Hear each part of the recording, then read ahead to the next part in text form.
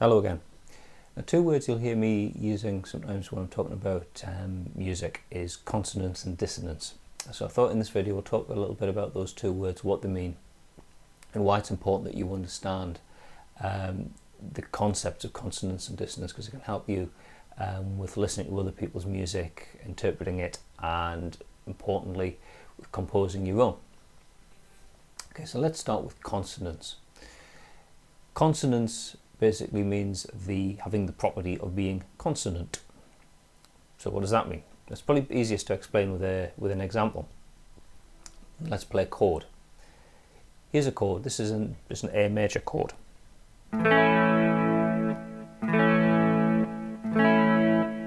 You could probably describe that as being quite a consonant chord. And what that means is it's quite happy being where it is. Yeah, it's a major chord, so yeah, it sounds happy. But it's not just about that. It's about, it sort of sounds resolved. It's not jarring on the ear. It's not making you wish that it was going to go somewhere else and get more settled. It's quite happy just being what it is. Compare that, say, to, if we make this into an A dominant seventh chord, so it's still based around an A major chord, so it'll come from the same place, but we'll have something that sounds like this.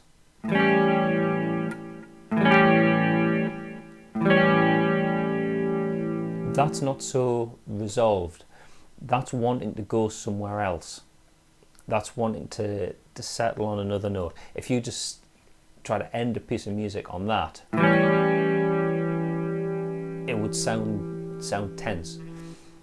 And what that chord is demonstrating is a quality known as dissonant, i.e. it has the property of being and sounding dissonant. So consonance is something that's kind of at rest and feeling resolved. Dissonant is something that feels less resolved, less at rest, wanting to move on and settle somewhere else. Here's another example just to show you something about consonance. So started off with the example of the major chord. Sounds quite consonant. Compare that, say, to an A minor chord. So all I'm going to do is drop the third degree of the A major down to a flat 3 to give us an A minor chord. Now that sounds different to the A major chord. You've got the major chord, you've got the minor chord. Now these have characteristics of major and minor sounds. Major sound, quite happy. Minor sound sounds a little sadder. But the minor chord is still fairly consonant. It's not wanting to move on and become another chord or move somewhere to get more resolved. You could finish a piece of music on that chord quite happily, pardon the pun, and it would sound okay. The listener wouldn't be thinking, no, I want that to move on, I want it to become something else. So don't confuse the idea of a chord sounding happy, as in like a major versus minor, happy versus sad sort of context,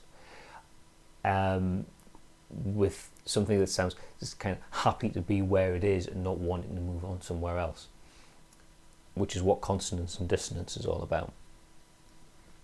So we're using this in terms of chords here.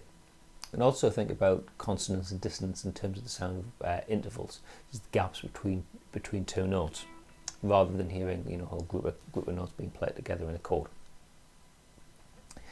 Here's an example. Let's take an A as a starting point and go up an interval of a perfect fifth to an E.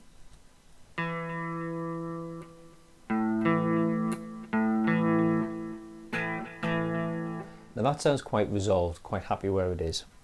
Doesn't really demand that it goes anywhere else. Your ear's quite happy just to listen to it as it is. 7 semitone interval, perfect fifth. Now if we drop that E note down to an E flat, it gives us an interval of a diminished fifth, 6 semitones. And that's possibly the most dissonant interval you can hear. There's only one semitone difference between and,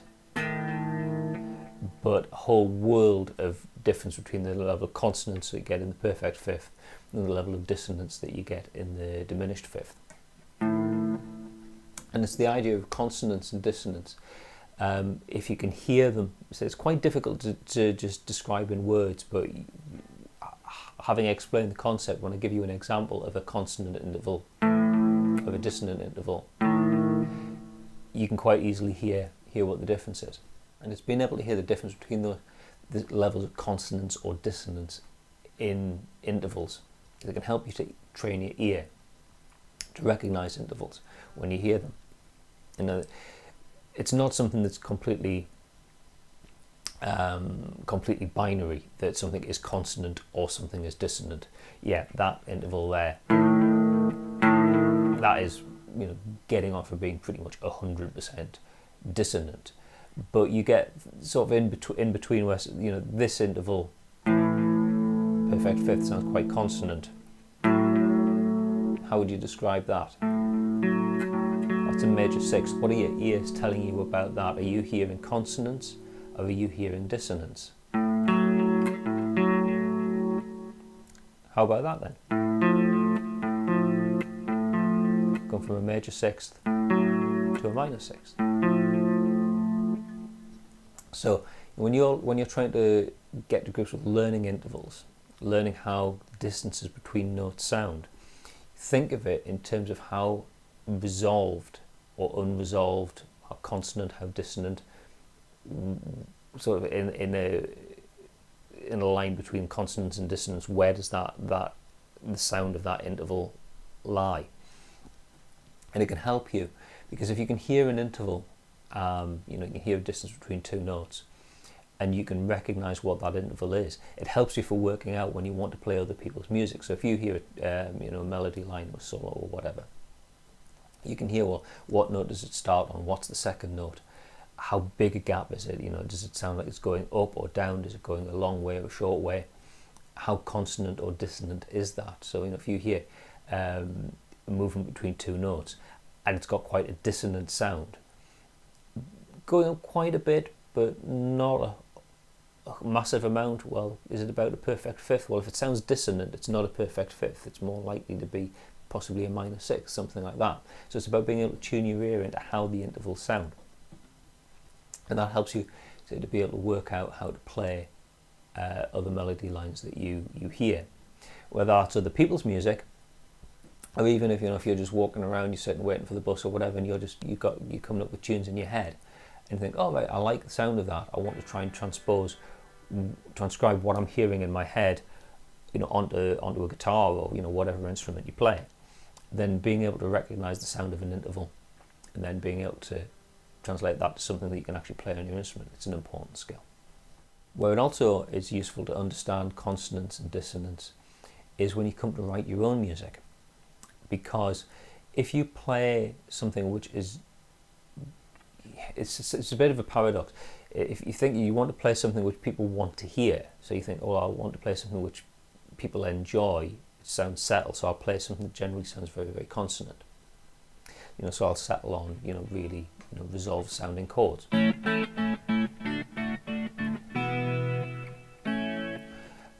But that doesn't really drive the piece particularly, because everything's just quite,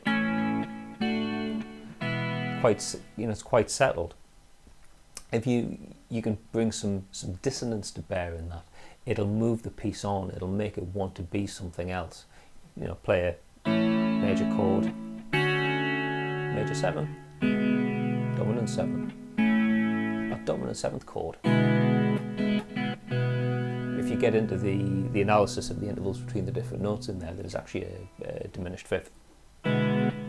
I did a tutorial a wee while ago about the perfect cadence, which I'll put a link down there if you want to read it.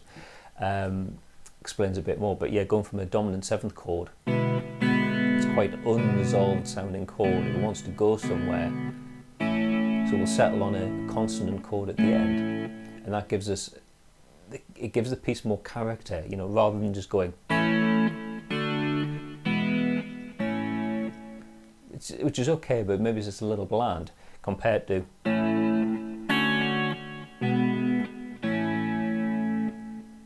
bit more character because we're exploiting consonance and dissonance in different ways, having something consonant to rest on, having something dissonant to want to move the piece on. Let's kick in the dirty channel on the amp. I'll show you another example. Okay, so this is just something based on a power chord sort of sequence, but what we're going to do is add in some other notes into the piece that have quite a dissonant sort of sound and give the line a little bit of tension and the desire to move on. And just starting on a power chord, E minor power chord. But then what I'm going to do is bring my finger down and play a C, which is a minor sixth. Which, when you play that against the E bass note, you end up with something that sounds a bit more dissonant. Take it off, go back to the more consonant sounding chord. Likewise, I could go up and play the flat seventh and the D. Sounds like that against the E bass note. Again, it's got a little bit of dissonance to it. It wants to move on. So by having that combination of consonance and dissonance, we can give the piece some sort of impetus to move on, rather than just being a steady set of fairly subtle sounding chords. Get some pattern sound something like this.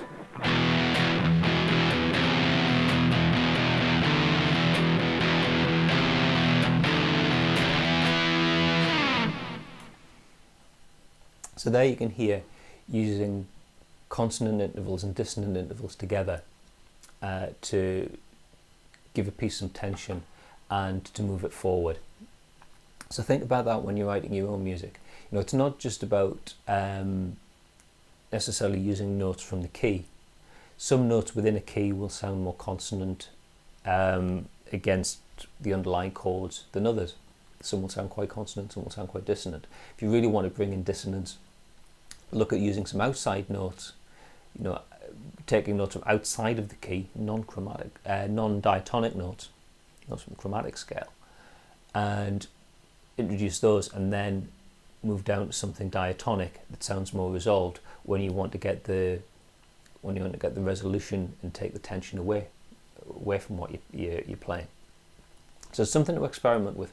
But as you're playing music with the stuff you already know, stuff that you're writing, be aware of the idea of consonance and dissonance, and think about how it colours what you're hearing and how it makes a piece of music work the way that it does.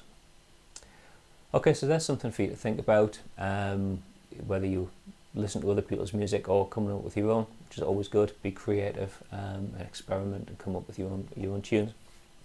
I hope you found that useful. Thanks very much for watching. As always, on YouTube, please, if you haven't done so already, there's a subscribe button down there. Please click it. Thanks for watching, and I'll see you in another video next time. Bye for now.